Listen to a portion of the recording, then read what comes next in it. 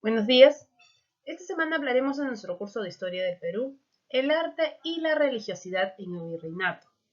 Como se mencionó en el capítulo anterior, la clase pasada, el arte fue un instrumento para la enseñanza de la cristianidad.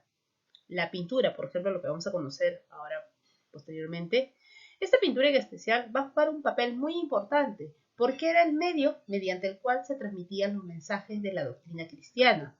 No solo de la doctrina cristiana, sino también de la moral y de cómo debía en este caso ser la sociedad.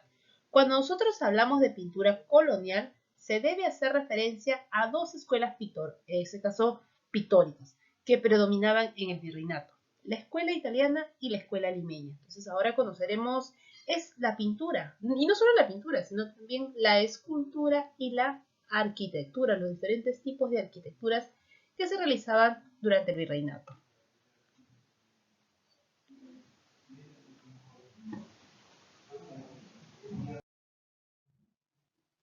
La arquitectura. Vamos a trabajar hoy día acerca de la arquitectura en el virreinato. Con respecto a la arquitectura, las construcciones europeas, principalmente españolas, fueron trasplantadas aquí en América, fusionándose o también mezclándose con algunas técnicas propias creadas en estas tierras debido a la intervención de arquitectos criollos en este caso también indígenas. Sin embargo, fue predominante los estilos europeos, pues se impusieron sobre las técnicas arquitectónicas indias. Se trajeron nuevos estilos de construcción, nuevos materiales, pero acá en América, por la necesidad de defenderse del ataque de los indios, las ciudades tendrán un plano preconcebido estrictamente americano.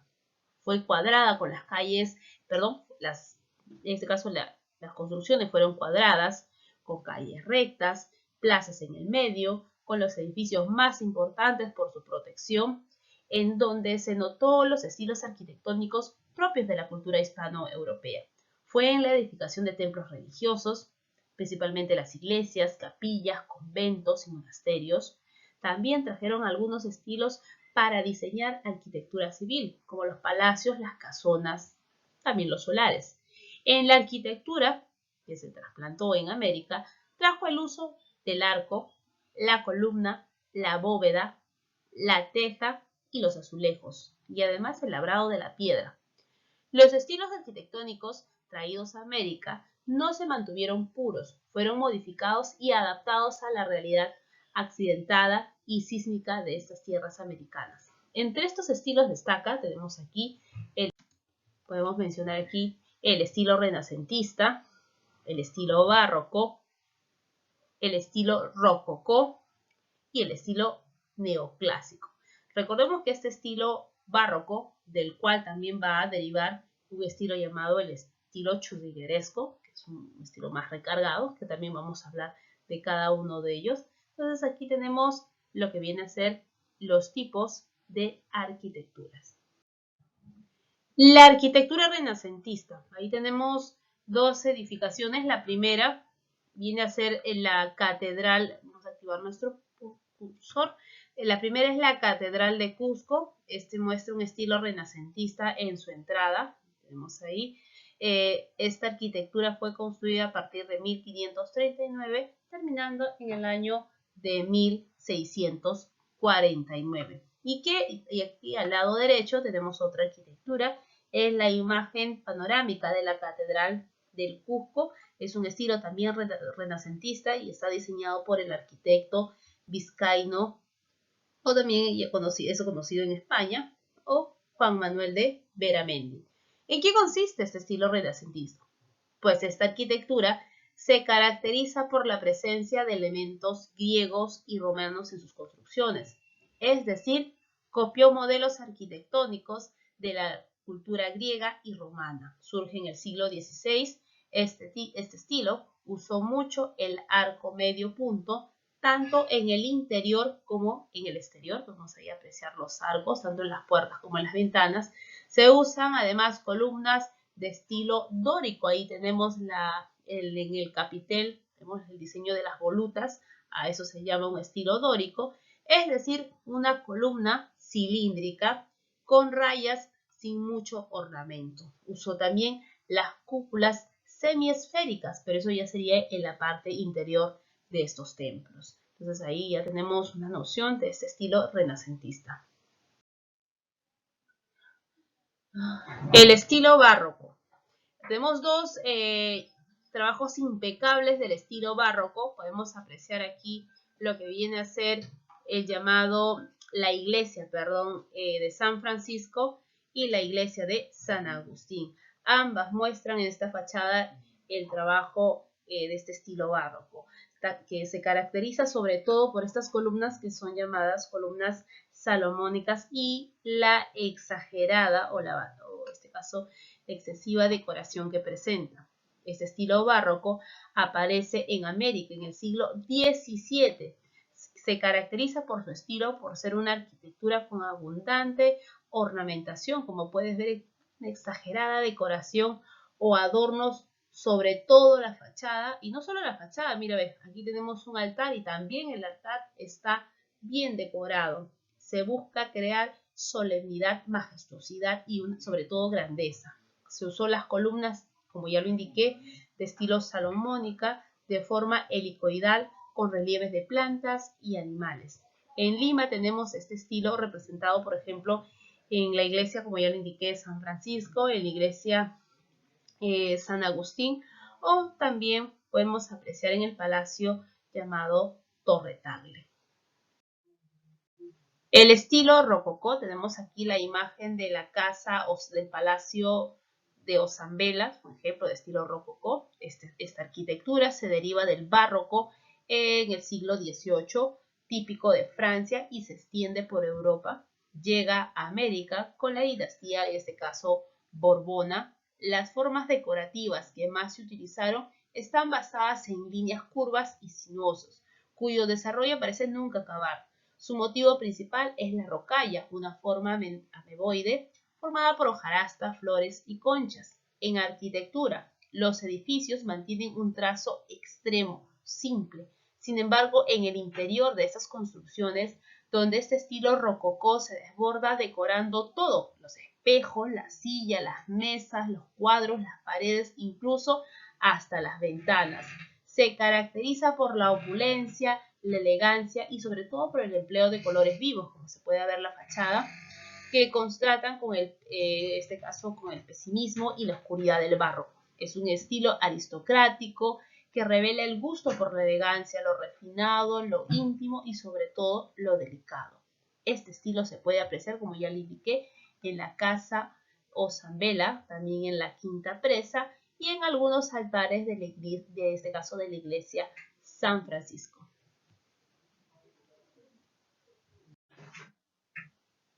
La pintura en la colonia. De acuerdo a los patrones culturales que se imponía España, la pintura se va a caracterizar en la colonia por ser un arte principalmente religioso, como podemos apreciar en las imágenes, es decir, los motivos que se pintaban giran en torno a la vida de santos, vírgenes, la pasión y muerte de Cristo. Otra característica observable es que dichas pinturas recibieron una marcada influencia de los artistas extranjeros que llegaron a América, como el italiano, tenemos españoles, que originaron la aparición de escuelas de pintura como la cusqueña y la limeña.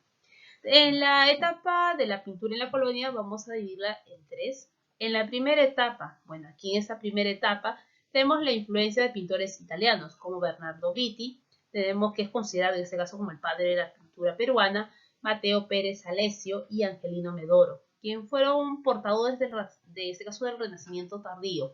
Sus pinturas se usaron mucho como una forma de evangelización, pues se evangelizaba a través del arte de estas tierras, ¿no? Por ser didáctico y claro. Tenemos a Vitti, que se va a caracterizar por realizar figuras de cuerpo alargado, como podemos apreciar aquí la imagen de la Virgen de la Candelaria, cuerpos alargados, con una luz focalizada a su alrededor, en un estado de manierismo. Entre sus obras destacan la iglesia, la coronación de la Virgen de la Candelaria, la Virgen con el Niño, y estas pinturas podemos nosotros apreciar también en la iglesia de Arequipa, en la iglesia de Puno y también en la iglesia de Cusco. Aquí tenemos, como ya había indicado, la imagen de la Virgen de la Candelaria, que es una obra de Vitti.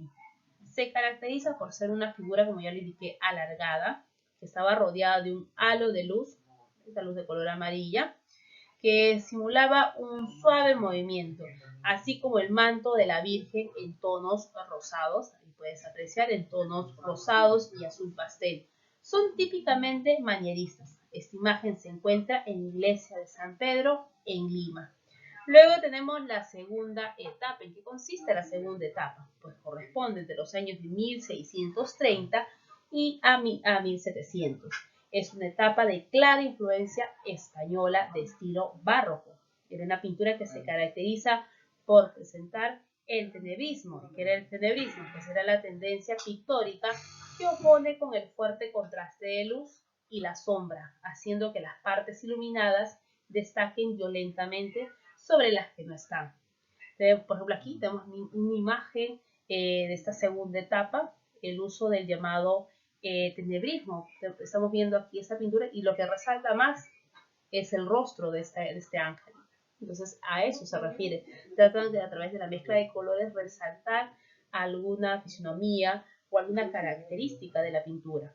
Tenemos luego también el dramatismo, que fue otra obra característica también del barroco. En esta pintura se muestra el momento exacto en que la acción estaba ocurriendo. Así, el arte barroco pretendía evocar la emoción y la pasión en lugar de la tranquila racionalidad que había sido apreciada durante el Renacimiento. El dinamismo que caracteriza, en este caso el dinamismo, es una característica por el cual el artista barroco desea crear la sensación constante de movimiento frente al predominio de lo que viene a ser las líneas rectas en el arte renacentista. El barroco, en este caso, se vale sobre todo de las líneas curvas. El barroco peruano tuvo como sus modelos a seguir a las famosas obras enviadas desde Sevilla, España, que fueron hechas por famosos pintores como Francisco Zurbarán, quien a pedido de la Iglesia de Lima y también de otras órdenes religiosas, pintó muchos cuadros, como los 13 cuadros de los apóstoles de la Iglesia de San Francisco. Tenemos también otra imagen muy interesante, que viene a ser la que está aquí en esta diapositiva, el Arcángel Gabriel, que también es una pintura de Zumbarán. Y no olvidar también la imagen de Santo Tomás, también presente en el convento de San Francisco. Y en la última etapa, tenemos aquí la tercera etapa, es llamada también el barroco mestizo, ya que se va a desarrollar entre 1700 a 1790 y se trata de un periodo en el cual los pintores americanos como mestizos e indígenas se van a copiar los moldes europeos y le van a dar ahí cierto toque a este caso americanista. Es decir, surge una pintura mestiza. Por ejemplo, tenemos darse esa mezcla de una pintura mestiza, dando el nacimiento al llamado barroco mestizo, que es la expresión máxima del arte americano. Así surgirá, por ejemplo, en el Cusco la llamada escuela cusqueña, ¿no? Es una clara influencia italiana debido a la presencia de Bernardo Vitti en esas tierras. Surgirán lienzos con cierto marcado sincretismo religioso, que es una mezcla de lo cristiano con la religión andina. Sus principales representantes tenemos a Diego Quispetito, Basilio de Santa Cruz, Juan Espinosa de los Monteros, Marcos Zapatas, entre otros. Un ejemplo de ello tenemos Nuestra Señora de Belén, que es una pintura anónima del siglo XVII y pertenece a la escuela cusqueña. Tiene en este caso la forma triangular que representa el cuerpo de la Virgen, representa las montañas, al Apu, a la Pachamama, a la Madre Tierra. Entonces ahí vemos la mezcla de lo europeo con lo indígena. ¿Ok, jóvenes? Eso sería con respecto a la pintura en la colonia. La Iglesia Católica en el Virreinato. Pues desde los inicios de la conquista, la Iglesia Católica se hizo presente en estas tierras. Junto a la espada llegó la cruz, pues era política de la corona española no suele extender su dominación territorial, sino también extender el evangelio a los conquistados, de tal manera que la presencia de sacerdotes junto a los soldados fue muy común. Si bien es cierto que la labor pastoral tenía como objetivo principal salvar las almas que no conocían la palabra de Dios, también es cierto que muchas veces la iglesia se puso, en este caso, se puso al servicio del poder político y sus intereses estuvieron siempre supeditados a los intereses de la corona española. Muchas veces, en nombre de Dios y de la cruz, se masacró, en este caso, a cientos de indios. Un ejemplo claro de esto viene a ser el cura Vicente Valverde, que con el grito de Santiago a ellos o la labor de la coacción que cumplió en el tribunal de la Inquisición, limitando el derecho al libre pensamiento. De tal forma, se toma en nombre de Dios para cometer excesos con la población cuyo único pecado fue tener abundante plata y abundante oro. Tenemos aquí cómo estuvo organizada pues la iglesia católica en estas tierras estaba organizado de acuerdo a diócesis. Estas diócesis, que era un distrito o un territorio cristiano en la que tiene y ejerce jurisdicción eclesiástica un prelado, o sea, un arzobispo u obispo, eran regiones que se encargaban de evangelizar a los feligreses, era también de gran importancia para gobernar un arzobispo o una región de menor rango. Estas organizaciones, o en este caso la Iglesia Católica, estaba dividida en diferentes órdenes religiosas. Por ejemplo, la labor de la cristianización de los aborígenes en América va a recaer principalmente en el clero, es decir, en las órdenes religiosas, quienes llegan a la península quienes llegan desde la península hacia América para cumplir dicha misión.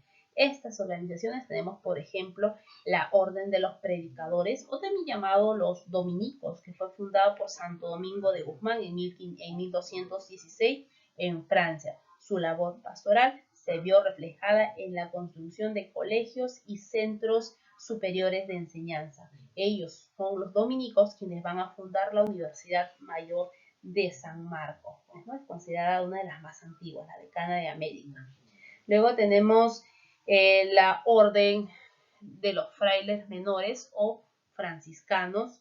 Aquí esta orden fue fundada por San Francisco de Asís en 1209, llegó a los territorios del Perú en 1533. Su labor se centra más en las misiones que cumplió en la selva, cristianizando y castellanizando a partir de 1635. Construyó muchos conventos en Arequipa, Huamanga, Trujillo y Chachapoyas. Luego tenemos la siguiente orden, la Orden de la Merced o Mercedarios. Esta orden llega al Perú en 1533, pero fue fundada en 1218 por San Pedro Nolascos. Se caracteriza por pregonar, en este caso, aparte de la pobreza, la castidad, la obediencia y la lucha por los cautivos en manos de los musulmanes. Eran devotos de la Virgen de la Merced.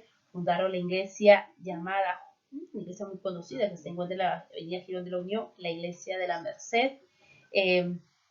Esta iglesia, como ya indiqué, se encuentra en Girón de la Unión.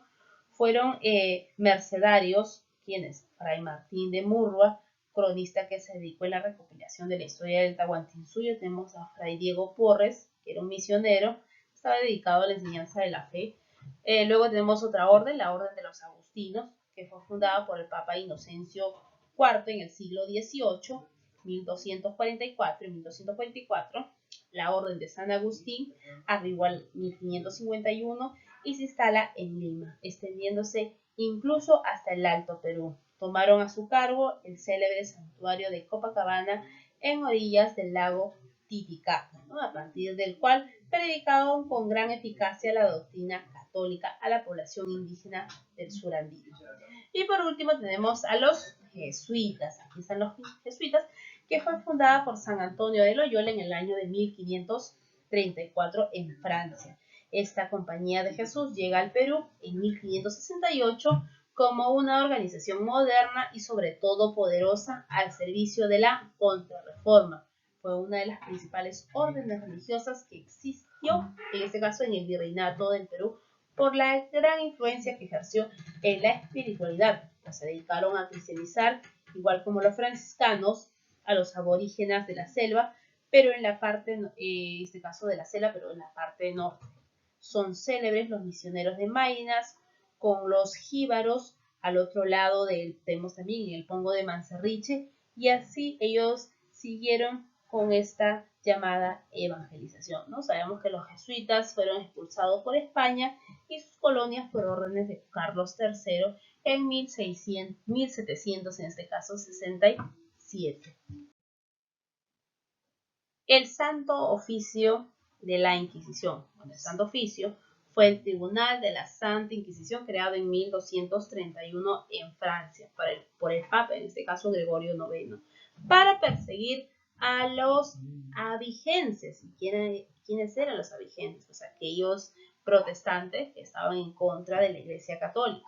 A partir del año de 1478 se convirtió en el tribunal un instrumento de persecución contra la herejía y todo aquel que atentara contra la fe de la Iglesia Católica.